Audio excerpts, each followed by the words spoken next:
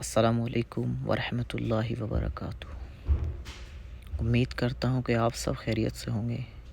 الحمدللہ میں بھی اچھا ہوں، اور پھر سے آج عمرے کے لیے نکلا ہوں، تو آپ سب سے دعاؤں کی گزارش کہ اللہ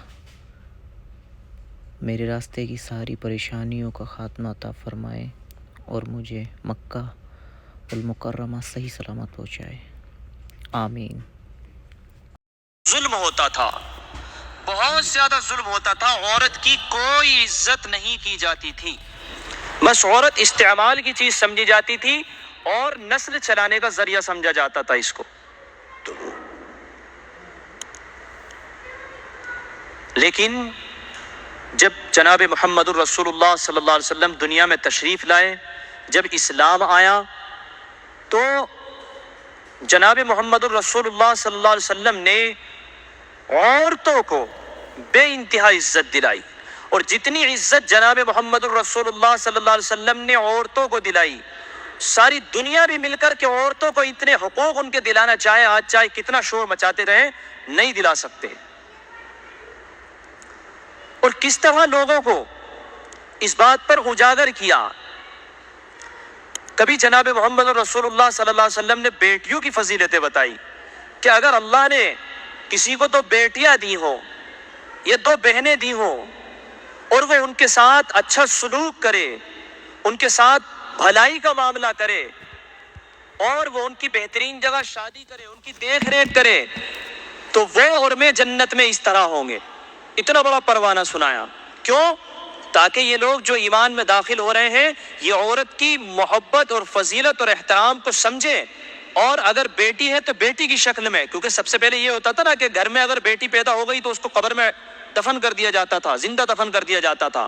تو حضور صلی اللہ علیہ وسلم نے بہت بڑا فضیلت کا پروانہ سنایا کہ تمہارے اگر بیٹیاں ہیں اور تم ان کے ساتھ بہترین سلوک کرتے ہو، تو جب تم آخرت میں آؤ گے تو جنت میں میرے ایسے ہوگے جیسے دونوں انگلیاں، یعنی کوئی فاصلہ نہیں ہوگا۔ لوگوں نے جب یہ بات سنی کہ یار بیٹیاں اور بہنیں اتنی عزت کی چیزیں اور ہم ان کا احترام نہیں کرتے، تو لوگوں کی دلوں میں عورت کی عزت پیدا ہوئی۔ اسی طریقے سے جناب محمد الرسول اللہ صلی اللہ علیہ وسلم نے ماں کے بارے میں بڑی فضیلتیں بیان فرمائی، اور یہ ہم سب جانتے ہیں، سب لوگ ماں کی طرف سے بڑے جذباتی ہوتے ہیں۔ وہ ایک صحابی نے پوچھا اے اللہ کے حبیب، کیونکہ ماں کی بڑی قربانیاں ہوتی ہیں، ماں 9 مہینے پیٹ میں رکھتی ہے، درد اور تکلیف کو برداشت کرتی ہے، اور پھر جب پیدائش کا وقت ہوتا ہے تو کتنی دفعے ماؤں کا انتقال ہو جاتا ہے۔ بچوں کی پیدائش کے چکر میں، بچوں کو زندگی دینے کے چکر میں مائیں اپنی زندگی کھو بیٹھتی ہیں۔ یہ بہت بڑا عجیب لمحہ ہوتا ہے۔ اس لیے فرمایا گیا کہ اگر کوئی عورت جب بچے کو جنتی ہے تو اللہ تعالیٰ اس کو گناہوں سے ایسے پاک کر دیتے ہیں جیسے وہ عورت آج ہی دنیا میں آئی ہے۔ اور اگر کوئی عورت اسی حالت میں دنیا سے چلی جائے کہ ولادت میں اس کا انتقال ہو جائے، اللہ تعالیٰ اس کی مغفرت فرما دیتے ہیں۔ بہت تکلیف کا وقت ہے۔ اس لیے جناب محمد الرسول اللہ صلی اللہ علیہ وسلم سے جب پوچھا گیا، ایک صحابی نے پوچھا اے اللہ کے حبیب، میرے حسن سلوک کا سب سے زیادہ حقدار کون ہے؟ تو حضور صلی اللہ علیہ وسلم نے فرمایا تمہاری ماں۔ حضور صلی اللہ علیہ وسلم سے پھر پوچھا گیا اس کے بعد، فرمایا تمہاری ماں۔ پھر پوچھا گیا کہ اس کے بعد، فرمایا تمہاری ماں۔ 3 مرتبہ حضور صلی اللہ علیہ وسلم نے بیان فرمایا تمہاری ماں، اور چوتھی مرتبہ جب معلوم کیا گیا تو حضور نے فرمایا تمہارے ابا، تمہارا باپ پھر حسن سلوک کا زیادہ حقدار ہے۔ کیوں؟ کہ حضور صلی اللہ علیہ وسلم عورتوں کو ان کے حقوق دلا رہے تھے، ان کی عزتوں کو بڑھا رہے تھے، کہ جس عورت کو صرف استعمال کرنے کا ذریعہ لوگ سمجھتے تھے، اس عورت کی عزت اور احترام بڑھانے کے لیے حضور صلی اللہ علیہ وسلم نے یہ باتیں بیان فرمائی۔ فرمایا پھر اس کے بعد، تو فرمایا جو قریبی رشتہ دار ہو، پھر جو قریبی رشتہ دار ہو، پھر جو قریبی رشتہ دار ہو، تو جس طریقے سے قربت کا معاملہ ہوگا وہ اسی اعتبار سے حسن سلوک کا زیادہ آپ کے حقدار ہوگا۔ تو یہ بات جناب محمد الرسول اللہ صلی اللہ علیہ وسلم نے بیان فرمائی ہے، ماؤں کی فضیلتیں بیان فرمائی ہیں. اسی طریقے سے آپ نے ایک وہ واقعہ بھی سنا ہوگا, ایک صحابی ہیں, نام مجھے ذہن میں نہیں آ رہا, کہ انہوں نے ماں کی بڑی خدمت کی, جس کی وجہ سے وہ اللہ کے نبی صلی اللہ علیہ وسلم کی, صحابی نہیں تھے وہ تابعی ہے.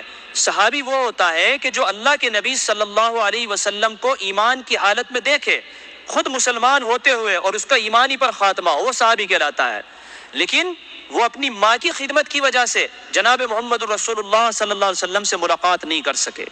تو حضور صلی اللہ علیہ وسلم نے صحابہ سے بیان فرمایا تھا کہ ایک شخص ہے, وہ آئے گا, اس سے دعا کرانا, اس لیے کہ اس نے ماں کی اس طرح کی خدمت کی ہے کہ اگر وہ اللہ سے کچھ دعا کرے تو اللہ اس کی دعا قبول کرتا ہے. گرمی ہو رہی ہے بہت, تیرے بندے پریشان ہیں, آپ ہمیں بارش عطا کر دیجیے, اللہ بارش برسا دیتے ہیں, سن لیتے ہیں. بعض دفعہ ہم مانگ رہے ہیں, خوب دعائیں ہو رہی ہیں, لیکن اللہ پھر بھی نہیں دے رہے ہیں. تو یقیناً اللہ کے ذہن میں کوئی حکمت ہوتی ہے کہ اگر میں نے یہ بارش ڈالی تو ہو سکتا ہے ایک بندہ ہے, ہو سکتا ہے ایک بندہ ہے کہ اس کے گھر پہ چھت نہیں ہے, اس کے گھر میں بچے بیمار ہیں, اگر میں نے بارش ڈالی تو اس کے بچے بھیگ جائیں گے, میرے وہ بندے بیمار ہو جائیں گے, اس لیے یہ لوگ دعا کر رہے ہیں, ٹھیک ہے, لیکن میں بارش نہیں برساؤں گا کیونکہ میرے فلاں بندے کو پریشانی ہو سکتی ہے. یہ اللہ کی حکمتیں ہوتی ہیں جو ہماری سمجھ میں نہیں آتی ہے. پھر کیا ہوتا ہے, یہ تو دعا قبول ہی نہیں ہوئی. ہم نے تو یہ سمجھا کہ یار ہم نے اللہ سے مانگا اور دعا قبول نہیں ہوئی. نہ, ایسا نہیں ہے. کیا کرتے ہیں پھر اللہ تعالیٰ؟ اللہ تعالیٰ یہ کرتے ہیں کہ ہم نے جو دعا مانگی, تو ایسا ہوتا ہے کہ بعض دفعہ پریشانیاں ہم پر آنے والی ہوتی ہیں. بعض دفعہ یہ ہوتا ہے کہ ہمارا کوئی ایکسیڈنٹ ہونے والا ہوتا ہے, بعض دفعہ یہ ہوتا ہے کہ کوئی آفت ہم پہ ٹوٹ کر گرنے والی ہوتی ہے, اور ہم نے یہ دعا مانگی ہوتی ہے کہ اللہ تعالیٰ میری فلاں جگہ شادی کرا دے, اور اللہ نے شادی کرائی نہیں, تو اس والی دعا کو اللہ تعالیٰ ان پریشانیوں کے سامنے لا کے کھڑا کر دیتے ہیں. تمہاری شادی تو وہاں نہیں ہوئی, تمہیں زمین مانگی تھی تم نے, اللہ نے زمین تو اللہ نے نہیں دی, لیکن اس دعا کو یہاں لا کر کے اللہ کھڑا کر دیتے ہیں اس پریشانی کے سامنے کہ نہیں بھائی, میرے بندے نے یہ چیز مانگی تھی, میں نے اس کو یہاں نہیں دی ہے, اس دعا کو یہاں لا کر کھڑا کر دو. تو اب وہ جو پریشانی آنے والی ہوتی ہے, جو آفت تمہارے اوپر لاحق ہونے والی ہوتی ہے, مسلط ہونے والی آتی ہے, اللہ تعالیٰ اس دعا کے صدقے میں اس پریشانی کو ٹال دیتے ہیں. تو بولو یہ دعا قبول ہوئی یا نہیں؟ جو مانگے وہ مل جائے, اسی کا نام قبول ہونا نہیں ہے. اور اگر ایسا بھی نہ ہو تو تیسرا درجہ اور لکھا ہے کہ آپ نے دعا مانگی اور دعا مانگنے کے بعد میں آپ کو وہ چیز نہیں ملی جو آپ نے مانگی تھی, آپ کی کوئی پریشانی بھی نہیں ٹلی, آپ پہ کوئی پریشانی بھی آنے والی نہیں تھی, تو اللہ تعالیٰ اس دعا کو اٹھاتے ہیں اور اٹھانے کے بعد میں اس کے نامہ اعمال میں درج کر دیتے ہیں کہ میرے بندے کی نیکیاں ذرا کم چل رہی ہیں. اگر میرا بندہ اس حال میں میرے پاس آیا اور اس کا حساب کتاب ہونے لگا تو میں دیتا ہوں, میں اپنے بندے کو, دنیا تو گزر جائے گی جیسی بھی ہے, میں دوسرا فضل کر دوں گا, اس کی دعا کو اٹھا کے اس کے نامہ اعمال میں رکھ دیتا ہوں.